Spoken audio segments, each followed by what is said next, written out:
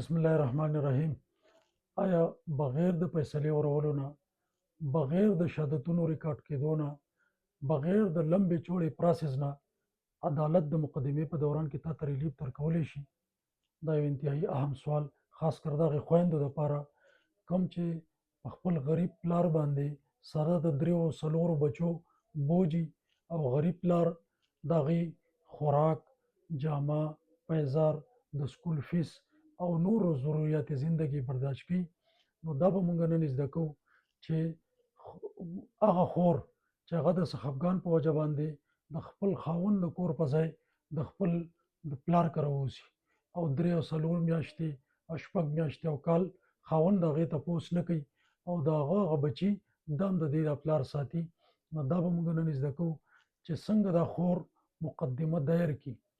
نو او د په دې کې یو ساده درخواست ورکړي، دا د مسلم فیملی لا 17A چې کوم سیکشن دی د هغې د لاندې نو عدالت بغیر د لمبې چوړې پراسس نه، بغیر د شهادتونو ریکارډ کولو نه، بغیر د حکم اورېدو نه دا صرف په دې درخواست باندې فیصله کولی شي او عدالت سره دا اختیار دی چې د هغې ماشومانو، د هغې زنانه د ضروریات زندگی و زندګۍ مطابق عدالت اډر وکړي چې تر څو پورې دا مقدمه چلیږي په دې دوران کې به دا خاوند د ښځې له د بچو له د هغې د علاج معالجې دپاره، د هغې خوراک څښاک دپاره، د هغې د سکول کتابونو فیس دپاره دی به دومره پیسې جمع کوي.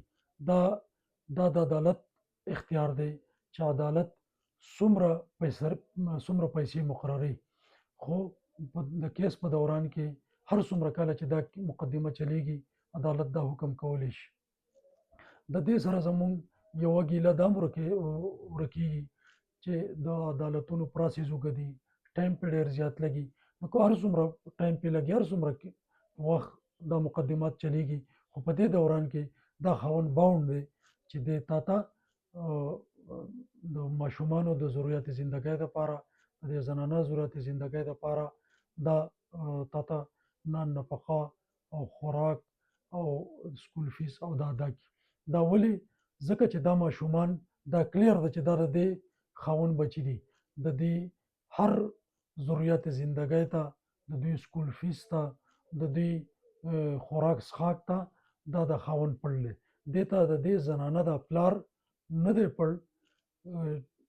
کومه زنانه چې د خپل پلار کره ناسته ده په ځای د دې چې د خپل غریب پلار باندې دا بوج شي او هغه ماشومان چې هغه د بل چا بچي دي او دا دی په خپل پلار باندې ساتي، پکار دا ده چې په عدالت کې مقدمه څنګه دایر کړي نو چې دا درخواست ورسره ورکړي. انشاءالله تعالی عدالت به دې زنانه ته ډایرکټ ریلیف ورکړي او بیا چې کله فیصله وشي نور ریلیف ورته وروسته میلاویږي. وما علینا الا البلاغ.